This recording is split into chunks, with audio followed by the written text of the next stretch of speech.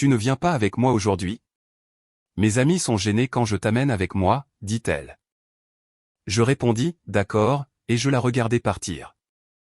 J'ai fait toutes mes valises pendant qu'elle était sortie. Elle est rentrée dans un appartement vide avec un mot, problème résolu. Elle a passé la nuit à appeler. Je l'ai passé dans mon nouveau chez moi. L'odeur du café fut la première chose, comme toujours. Mon rituel. Notre rituel, pensais-je. Je versai le café torréfié dans sa tasse préférée, la blanche avec l'anse ébréchée qu'elle refusait que je remplace, et j'ajoutai une touche de lait d'avoine. Le soleil du matin filtrait à travers les stores, peignant des rayures sur le sol de la cuisine. C'était un samedi, calme et plein de potentiel. Je pouvais l'entendre dans la salle de bain, le sèche-cheveux qui s'arrêtait en vrombissant. Un souvenir surgit, sans y être invité. Nous, 2 ans plus tôt, campant sous cette pluie battante. La tante avait fui. Nous étions trempés et grelottants. Et elle avait ri jusqu'à en pleurer, disant que j'étais l'homme le plus ridicule du monde de penser qu'une tente à 30 € d'une grande surface survivrait à une mousson. Je m'étais senti comme un héros quand j'avais bricolé une bâche. Elle m'avait embrassé, ses lèvres froides, et avait dit « mon homme plein de ressources ». Ces mots m'avaient réchauffé plus que n'importe quel feu. « Le café est prêt », criai-je, en faisant glisser la tasse sur le comptoir. Je sors dans une seconde. Sa voix était sèche, affairée. Je me dirigeai vers la chambre et sortis une chemise de mon placard, une belle chemise bleu foncé à boutons qu'elle m'avait achetée à Noël dernier. « Pour quand tu dois avoir l'air élégant pour mes collègues de travail », avait-elle dit. Je faisais des efforts. Sophie, sa meilleure amie, organisait un brunch d'anniversaire dans un nouvel endroit avant-gardiste en centre-ville. Tous les associés y allaient. J'avais rencontré le petit ami de Sophie, Marc, quelques fois. C'était un beau parleur, un commercial, toujours à donner des tapes dans le dos et à citer des noms de restaurants que je ne pourrais jamais me payer. Mais je pouvais me défendre. J'avais fait des recherches sur le menu, prêt à avoir une opinion sur le toast à l'avocat infusé au safran. Elle sortit de la salle de bain, une vision de préparation méticuleuse. Ses cheveux tombaient en vagues parfaites. Elle sentait le parfum et le shampoing cher. Elle me jeta un coup d'œil alors que j'attachais ma montre. « Tu es presque prêt ?» demanda-t-elle, sans vraiment me regarder, en faisant défiler son téléphone. « Oui, il faut juste que je prenne mes chaussures. Cet endroit a l'air cool. J'ai lu qu'ils forgent leur propre couvert ou quelque chose comme ça. » J'essayais de paraître intéressé, léger. Elle ne répondit pas. Elle prit son café, but une gorgée et le reposa. Puis elle se tourna, s'appuyant contre le comptoir de la cuisine, et me regarda enfin. Son expression n'était ni en colère ni triste. Elle était vide, efficace, comme si elle était sur le point de me donner une liste de corvées. « Tu ne viens pas avec moi aujourd'hui. » Les mots étaient si plats, si ordinaires, que pendant une seconde, je ne les compris pas. Je souris, un tic confus et réflexe des lèvres. Quoi? Je pensais que j'étais invité. Le petit ami de Sophie y va, non? Marc? Elle laissa échapper un petit soupir, le genre que l'on réserve à un enfant qui a posé la même question naïve une fois de trop. Elle croisa les bras. Écoute, ce mot une barrière, un point final. Mes amis sont gênés quand je t'amène avec moi. D'accord. L'air quitta la pièce. La bande de lumière du soleil sur le sol semblait se figer. Gêné. C'est juste que, continua-t-elle, son regard dérivant par-dessus mon épaule comme si elle expliquait quelque chose de très simple à une personne très lente, ça ne colle pas. Tu n'es pas comme eux. Tu ne comprends pas les mêmes choses. Les conversations meurent, tout simplement. Sophie a dit que la dernière fois, tu as essayé d'expliquer comment fonctionne un convertisseur catalytique alors qu'il parlait de crédit carbone. C'était gênant pour tout le monde. Mon esprit s'embrouilla. Le mois dernier, sur le bar du toit, Marc avait expliqué bruyamment et à tort le commerce des droits d'émission. J'avais tranquillement corrigé un point technique fondamental. Je pensais que je contribuais. Elle m'avait serré la main sous la table, fort. Je pensais que c'était un merci. Donc, conclut-elle, sa voix ferme, finale, un verdict rendu, reste à la maison. Nettoie le garage ou quelque chose comme ça. Je serai de retour pour le dîner. Elle prit son petit sac à main cher et se dirigea vers la porte. Je restai là, la chemise bleu foncé me semblant soudain un costume, une tentative pathétique d'appartenir à une pièce de théâtre dont j'avais déjà été retiré. La réalité de la situation, la cruauté pure et désinvolte, s'abattit sur moi comme un poids physique. Ce n'était pas une dispute. Ce n'était pas un moment de colère intense qu'elle regretterait. C'était un renvoi froid et prémédité. Elle avait discuté de mes lacunes sociales avec ses amis. Ils avaient collectivement décidé que j'étais une source d'embarras. Et elle, ma petite amie depuis 4 ans, la femme qui m'avait appelé son homme plein de ressources, avait été d'accord avec eux, m'avait laissé m'habiller, m'avait laissé lui préparer son café, avant de prononcer la sentence. Tous les petits moments s'assemblèrent en une image horrible et claire. La façon dont elle avait commencé à corriger mes histoires avant que je les raconte à ses amis. Les légers grincements de dents quand je mentionnais mon travail en sécurité des réseaux. Il est dans l'informatique, disait-elle, d'un geste vague de la main. Le déclin progressif des invitations à ces événements après le travail. J'avais pensé qu'elle protégeait mon temps, mon énergie d'introverti. J'étais un idiot. Elle protégeait son capital social. La chaleur de la honte me monta aux joues, suivie immédiatement par une vague de clarté froide et pure. C'était la vérité. Cela avait toujours été la vérité, et je l'avais recouverte de souvenirs de tantes qui fuient et de cafés matinaux. Elle avait la main sur la poignée de la porte. Je n'ai pas crié. Je n'ai pas supplié. Je n'ai pas demandé ce que j'avais fait de mal ou comment je pouvais arranger les choses. L'interrupteur avait basculé. L'homme qui voulait arranger les choses pour elle avait disparu, effacé par cette mot. Ma voix, quand elle sortit, était calme, totalement sereine. Elle ne semblait même pas être la mienne. D'accord. Je levai la main et commençai à défaire les boutons de la chemise, le tissu net et lisse qu'elle avait choisi. Un bouton. 2. Elle s'arrêta, jeta un coup d'œil en arrière. Pendant une fraction de seconde, je vis quelque chose vaciller dans ses yeux. Pas du regret, mais de la surprise. Surprise par le manque de résistance, le manque de drame. Cela dérangeait son plan. Mais cela passa rapidement, remplacé par un haussement d'épaule de légère irritation. Ma docilité n'était qu'une autre forme de ma maladresse. Bien, dit-elle, le mot vide de sens. On parlera plus tard. Elle ouvrit la porte et sortit dans le couloir. Le son de ses talons claqua de manière décisive vers l'ascenseur. Je restai au milieu de notre salon, tenant la chemise déboutonnée. La porte se referma avec un clic doux et définitif. Silence. L'appartement, qui quelques instants auparavant semblait un espace partagé, un foyer, n'était soudainement plus qu'une boîte d'air. L'odeur de son parfum y flottait, écœurante et étrangère. La bande de soleil sur le sol n'était que de la lumière sur un stratifié bon marché. Le café dans sa tasse sur le comptoir commença son lent voyage vers la température ambiante. Gêné. Le mot résonnait dans le nouveau silence creux. Ce n'était plus douloureux. C'était un fait, un outil de diagnostic. Cela expliquait tout.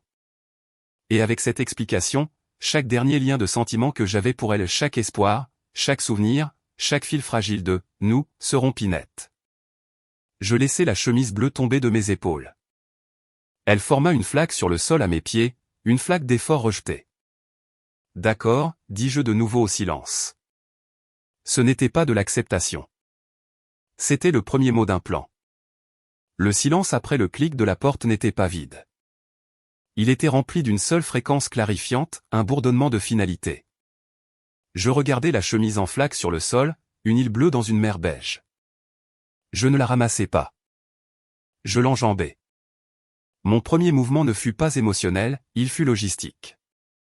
Je me dirigeai vers ma table de chevet, sortis la petite boîte ignifuge verrouillée où je gardais les passeports, le titre de propriété de ma voiture et une liasse d'argent liquide d'urgence que j'avais mise de côté pour un fonds de précaution dont elle n'avait jamais connu l'existence. Pour une vraie urgence, m'étais-je dit, comme une facture médicale ou une réparation de voiture. Ceci se qualifiait. C'était une situation de triage pour ma propre vie. J'ouvris mon ordinateur portable.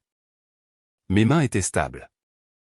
Je naviguais vers la feuille de calcul partagée où je gérais nos factures. Ma feuille de calcul, car elle avait qualifié la budgétisation des « exercices démoralisants pour les gens sans vision ». Je supprimais mes paiements automatiques pour le loyer et les charges, avec effet immédiat. Je transférais ma moitié des factures du mois précédent de notre compte joint, celui que je finançais, vers mon compte personnel. Puis je fermais entièrement le compte joint. En ligne, cela prit 90 secondes. Le clic de la souris fut le seul son dans l'appartement. Puis je me mis au travail. Je sortis mon vieux sac de sport et mes valises du haut du placard. Je commençai par la chambre. Mes vêtements, mes chaussures, mes livres. Je ne triais pas. Je ne me remémorais rien. Chaque objet recevait un verdict binaire, à moi ou à elle, à nous. Ce qui était à moi allait dans une valise. Ce qui était à elle, à nous, restait exactement où il était. Le pull qu'elle m'avait acheté pour mon anniversaire restait sur le cintre. La photo encadrée de notre voyage sur la côte restait sur l'étagère, mon visage souriant maintenant un fantôme dans son récit.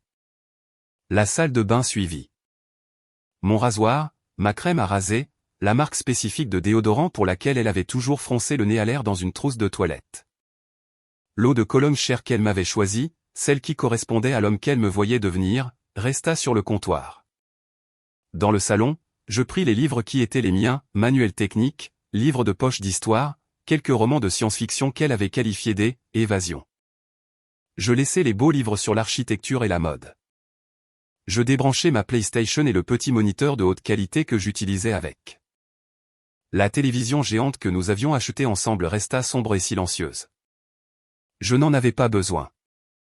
Le garage était mon domaine, ma boîte à outils, mon établi, le VTT que j'entretenais moi-même.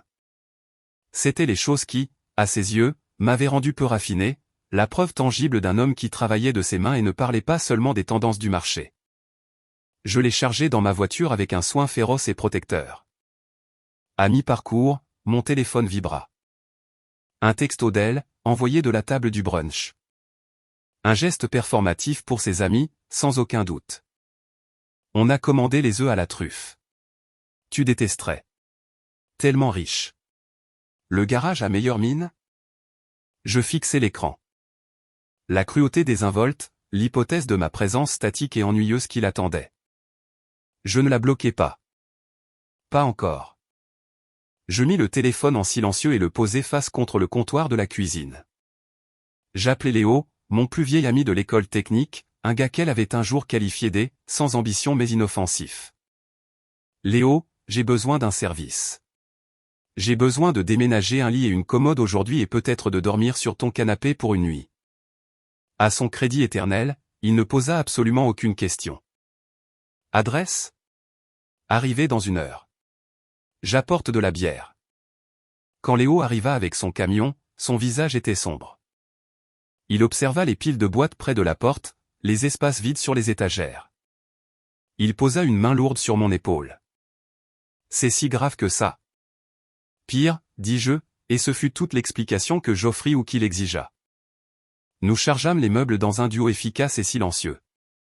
Finalement, l'appartement fut dépouillé de moi. Il semblait déséquilibré, comme un sourire auquel il manquerait des dents clés. Les espaces où mes affaires avaient été étaient des vides accusateurs. C'était parfait. Sur le comptoir de cuisine nu, à côté de sa tasse de café maintenant froide et pleine, je plaçai une seule note autocollante jaune. Je n'écrivis pas un roman. Je n'expliquai pas ma douleur ni ne listai ses échecs. J'écrivis 2 mots qui traitaient son problème déclaré avec la précision clinique d'un ingénieur résolvant l'inconnu X, problème résolu. Je jetai un dernier regard. Ce n'était pas ma maison. C'était un décor de théâtre où j'avais joué un second rôle dans sa vie. Le décor était en train d'être démonté. Je sortis, fermant doucement la porte sur les 4 dernières années. Mon nouvel endroit était un studio au-dessus d'un garage tranquille. Il sentait la peinture fraîche et le nettoyant au pain. Les sols étaient en béton nu. Les fenêtres donnaient sur un grand chêne. C'était vide, propre, et totalement, heureusement à moi. Léo m'aida à monter le cadre de lit par les escaliers étroits. Nous l'assemblâmes en silence, les clics et les tours métalliques constituant un nouveau genre de rituel.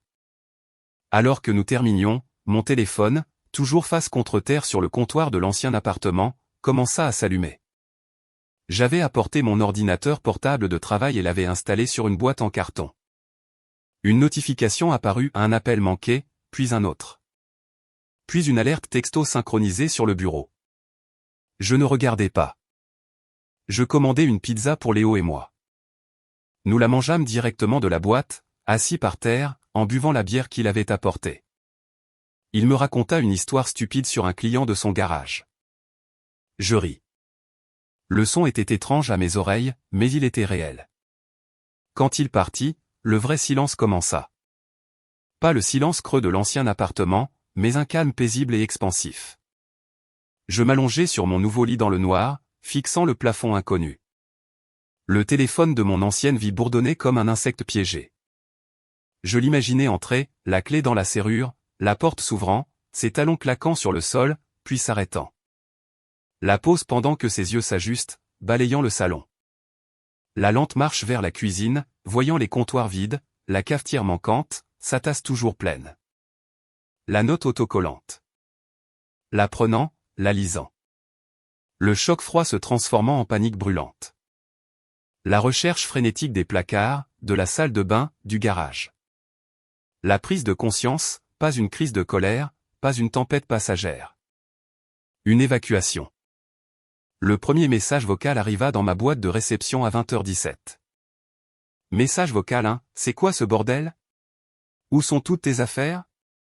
C'est une blague? Est-ce que tu as déménagé? Appelle-moi tout de suite. Ce n'est pas drôle. Sa voix était un mélange de confusion et de colère naissante. Pas d'inquiétude, juste de l'indignation. Les textos commencèrent quelques minutes plus tard, une rafale saccadée d'incrédulité. Elle, 20h23, il faut qu'on parle. Elle, 20h31, tu ne peux pas simplement partir. Et le loyer? Et le bail? Elle, 20h45, mes amis demandent où tu es. Sophie a dit que c'était bizarre que tu te sois simplement barré. C'est tellement gênant pour moi. Elle, 21h12, d'accord, je suis désolé pour ce que j'ai dit. D'accord? Tu l'as pris trop personnellement. C'était juste un brunch. Peux-tu s'il te plaît être un adulte et m'appeler? Je l'ai lu sur l'écran de mon ordinateur portable, chaque notification une petite pulsation de validation. Gênant pour moi. C'était le point essentiel. Pas, je t'ai blessé, mais, tu rends ma vie sociale compliquée. Je me couchai et dormis d'un sommeil profond et sans rêve pour la première fois depuis des mois. L'effondrement fut lent, public et poétique. Première semaine, le ton passa de la colère à la supplication. Elle, l'évier de la cuisine fait un bruit de gargouillement bizarre. Tu savais toujours comment réparer ça. Elle, j'ai eu des frais de retard sur la facture d'électricité. Le paiement automatique n'est pas passé. As-tu fait quelque chose avec le compte? Elle, Marc a demandé de tes nouvelles au dîner. Il a dit que tu étais en fait très bien informé sur ce truc d'énergie du minage de crypto-monnaies. Il voulait te demander ton avis. Je ne répondis pas. J'étais occupé. J'accrochais des étagères. J'achetais une plante. Je m'inscrivis à un atelier de menuiserie le week-end. Deuxième semaine, la première fissure dans son armure sociale apparut. Un message de Sophie, son ton dégoulinant d'une préoccupation condescendante. Sophie, salut, c'est Sophie. Écoute, je ne sais pas ce qui se passe entre vous deux, mais tu lui fais vraiment du mal. Elle est au plus mal. Quelle que soit ton histoire de fierté masculine, passe à autre chose. Les vrais hommes ne disparaissent pas comme ça. Ils règlent les choses. Je tapais une réponse d'une seule ligne, ma première communication à quiconque dans son orbite. Moi, il n'y a rien à régler. C'est fini entre nous. Je bloquais son numéro. Troisième semaine, le moteur du karma passa du social au pratique. Un ami commun, Benoît, un type bien qui avait toujours été pris dans sa bande, m'envoya un message.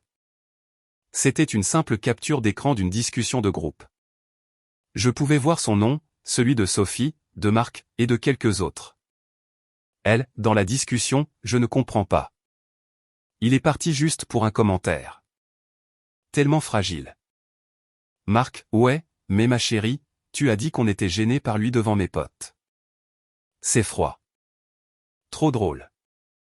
Sophie, Marc, ça n'aide pas. Elle est en deuil. Benoît, à moi en privé, mec. Ils la démolissent.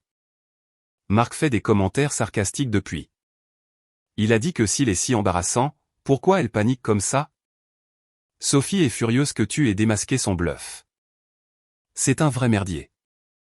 Tu vas bien? Je répondis à Benoît. Moi, je vais bien.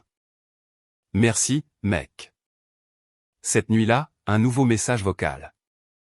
Sa voix était pâteuse, tremblante. La performance du remords. Message vocal 2, s'il te plaît, décroche. S'il te plaît. Je comprends maintenant. J'ai été horrible. Ses amis, ils sont toxiques. Ils ne sont pas réels. Je les ai tous rayés de ma vie. Il n'y a plus que moi maintenant. La vraie moi. Celle que tu aimais. Celle qui t'aimait dans cette tente sous la pluie, tu te souviens? S'il te plaît, est-ce qu'on peut juste prendre un café? En ami? J'ai juste besoin de te voir. Je l'écoutais une fois. La manipulation était exquise, l'instrumentalisation de mon propre souvenir chéri. La tente n'était plus à nous, c'était un accessoire dans sa plaidoirie. Je ne ressentis rien d'autre qu'une admiration académique et distante pour la technique. J'attendis un jour, puis je rappelai. Elle répondit à la première sonnerie, d'un « allô » désespéré et haletant. « Je suis content que tu travailles sur toi », dis-je, ma voix calme, plate. Une déclaration d'observation neutre. Alors, on peut. Un café? Demain? L'espoir, mince et fragile, s'étendit sur la ligne. Non, dis-je. Ce ne serait pas bon pour moi. Je pouvais entendre sa brusque inspiration. Prends soin de toi. Je raccrochai avant qu'elle ne puisse répondre. Le message final arriva 1 heure plus tard. Pas de faux-semblants, pas de performance, juste la colère brute et autoritaire que j'avais toujours sentie sous la surface brillante. Les vraies couleurs se dévoilant enfin. Elle, tu sais quoi? Très bien. Tu as toujours été faible. Ça ne fait que le prouver. Tu ne pouvais pas gérer une femme forte. Tu préfères fuir et te cacher plutôt que de te battre pour quelque chose. Tu mourras seul et ennuyeux dans ta petite grotte. Je suis mieux sans toi. Tu m'as rendu service. Je fixais les mots. Ils ne me blessaient pas. Ils n'étaient que des informations, la confirmation finale de la personne que j'avais enfin cessé de prétendre qu'elle n'était pas. Je ne répondis pas. Je sélectionnai simplement le contact, fis défiler jusqu'en bas et appuyai sur « bloquer ce correspondant ». Le bourdonnement de mon ancienne vie cessa. Le silence dans ma nouvelle vie était complet. Et il était d'or. L'effondrement de son côté était maintenant son problème à gérer. Mon travail ici était terminé. Le silence après le blocage fut un soulagement profond. C'était comme si un bourdonnement électrique constant de bas niveau dans mon cerveau avait enfin été éteint. Je m'installai dans le rythme de ma nouvelle vie. Le studio devint un foyer. Je ponçai et vernis un bureau vintage que j'avais trouvé dans une friperie. Je rejoignis une salle d'escalade, trouvant une concentration tranquille dans un effort physique qui ne nécessitait aucune conversation.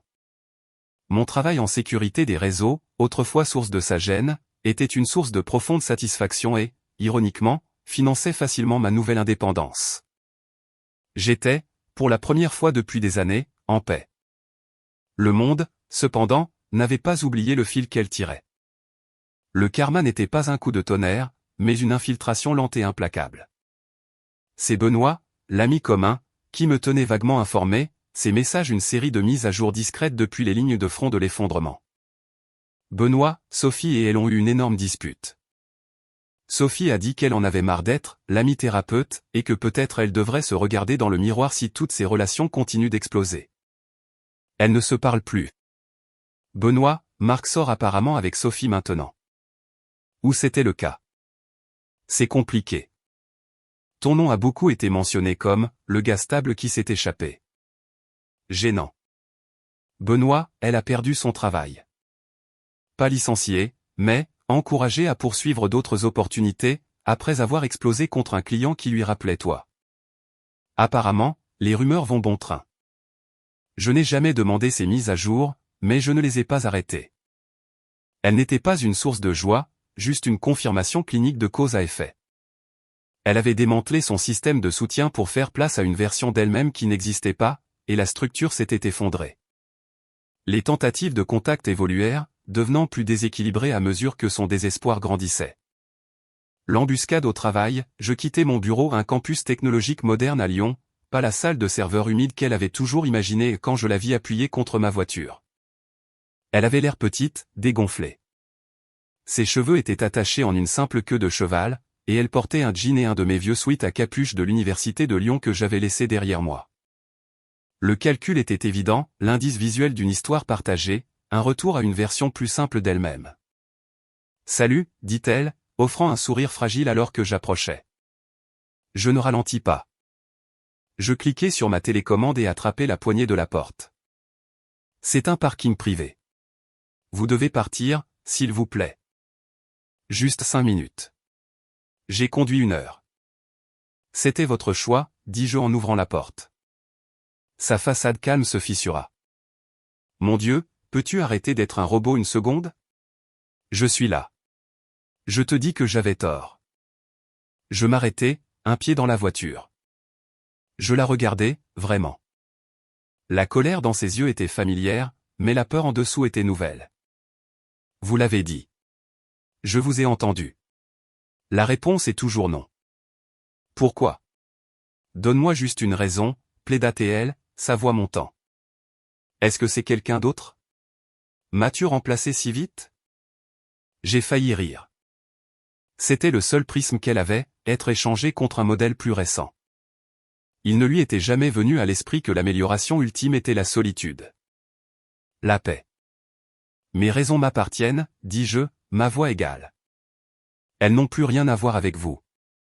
Maintenant, veuillez vous éloigner de mon véhicule, ou j'appellerai la sécurité. La menace d'une humiliation publique et institutionnelle fit son effet. Elle tressaillit, reculant comme si elle était brûlée. Je montai, démarrai la voiture et partis, la regardant rétrécir dans mon rétroviseur, un fantôme dans mon vieux sweat à capuche.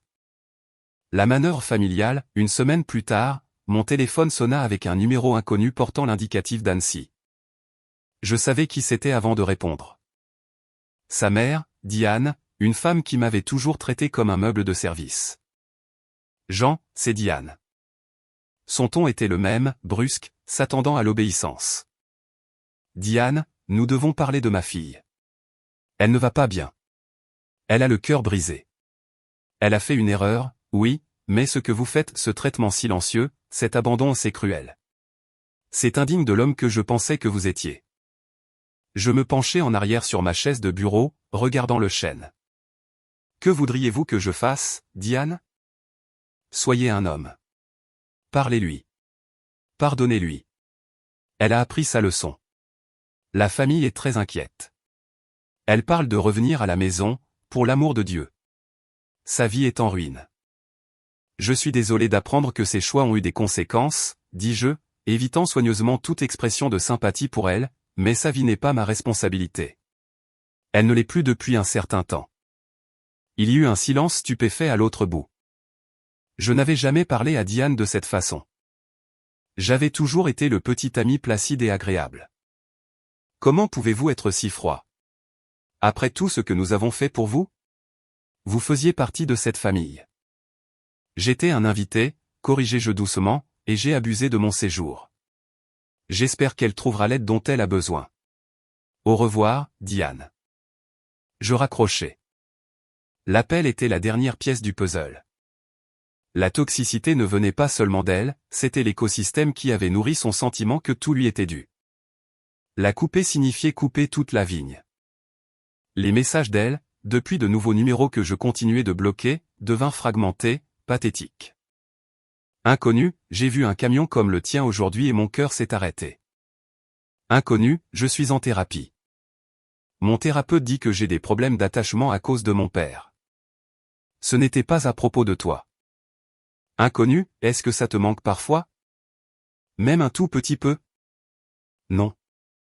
Et c'était la vérité la plus libératrice de toutes. Les mois se transformèrent en 1 année. Le studio était maintenant un véritable appartement. Les plantes prospéraient. Le bureau verni abritait mes moniteurs, une installation élégante qui m'apportait des contrats de conseil professionnel qui payaient plus que mon ancien salaire. J'avais renoué avec Léo et Benoît, et grâce à eux, j'avais rencontré de nouvelles personnes, un groupe de randonnée, une équipe de soirées jeux de société décontractés. Il y avait une femme, Clara, de la salle d'escalade. Nous étions allés prendre des smoothies quelquefois. C'était facile, léger. Il n'y avait pas de performance, juste deux personnes profitant d'une activité. Je ne me pressais pas. Je profitais de l'espace de ma propre vie. La rencontre eut lieu dans l'endroit le plus banal imaginable, un grand magasin de bricolage un dimanche après-midi.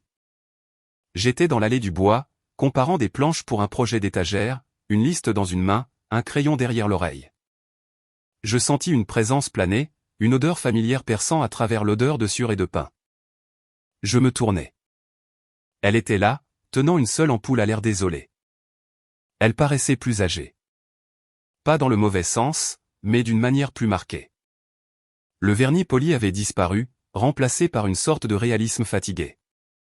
Elle portait des vêtements simples, pas de maquillage. C'était juste une personne dans une allée éclairée au néon. Nos regards se croisèrent. Je vis le choc dans les siens, puis le calcul frénétique, l'espoir, la peur. Je ne ressentis rien. Pas de colère, pas de résidu de douleur, même pas de pitié. C'était comme voir une ancienne collègue d'un travail que vous aviez quitté il y a des années. Jean, souffla-t-elle. Salut, dis-je, en faisant un petit signe de tête polie. Je me retournai vers mes planches, passant un pouce le long d'un grain. Tu as l'air vraiment bien, les mots sortirent d'un coup. En bonne santé. Merci, dis-je sans lever les yeux. Comment vas-tu? C'était le renvoi décontracté ultime, une courtoisie sociale sans aucun poids émotionnel. Elle laissa échapper un rire tremblant qui était presque un sanglot. J'ai été mieux. J'en ai bavé, tu sais? Thérapie, tout ça. Elle fit un pas de plus. Je ne m'éloignais pas, mais je ne me penchais pas non plus. Je restais un pôle neutre. Je pense à ce jour tout le temps. Ce que j'ai dit. C'était monstrueux. Je ne sais pas qui était cette personne. Je la regardais enfin, mon expression calme, ouverte et totalement détachée. C'est bien que tu sois en train de comprendre ça.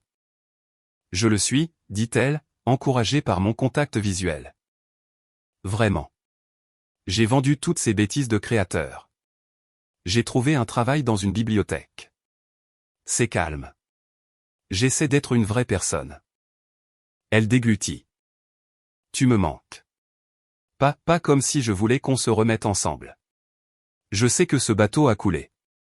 Je ne suis pas idiote. C'est juste. Mon ami me manque. La personne qui me connaissait avant que j'essaie d'être quelqu'un d'autre me manque. C'était son meilleur argument, le plus honnête, le moins manipulateur jusqu'à présent. C'était peut-être même vrai. J'acquiesçai lentement, considérant ses mots. Je vis l'espoir désespéré fleurir dans ses yeux. Elle pensait que son authenticité était une clé qui pourrait ouvrir l'ancienne serrure. Je suis content que le travail à la bibliothèque fonctionne bien pour toi, dis-je. Le calme est sous-estimé. Je pris une planche d'érable droite et propre et la plaçai dans mon chariot. Et pour ce que ça vaut, je ne pense pas à ce jour-là ni à cette personne. L'espoir sur son visage se figea, puis se brisa. Mes paroles n'étaient pas cruelles, elles étaient factuelles. J'étais vraiment passé à autre chose. Sa grande tragédie était une note de bas de page dans mon histoire. Oh, murmura-t-elle. La personne dont tu te souviens, continuai-je, ma voix toujours douce, l'ami d'avant. Je ne suis plus lui non plus. Ce type est mort dans cet appartement. Cette version de moi est plus heureuse, plus légère. Il s'est construit une vie qui lui convient. Des larmes montèrent à ses yeux, mais ce n'étaient pas les larmes performatives des messages vocaux. C'étaient les larmes silencieuses et dévastatrices de la compréhension finale. Alors il n'y a pas de place? Même pour un café? Je lui offris un petit sourire sincère. Il ne contenait aucune méchanceté, aucune jubilation. C'était le sourire d'un homme complètement en paix. Ma vie est vraiment pleine en ce moment, et j'ai appris à protéger ma paix. Ce n'est rien de personnel. J'espère sincèrement que tu trouveras la tienne. Je le pensais. Je voulais qu'elle aille bien, quelque part loin de moi.